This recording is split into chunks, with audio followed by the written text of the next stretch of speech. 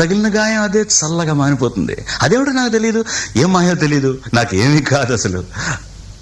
ఇది కూడా రాసుకో, అక్కడక్కడ పువ్వు, నవ్వు, ప్రేమ అలాంటివి వేసుకోవాలి.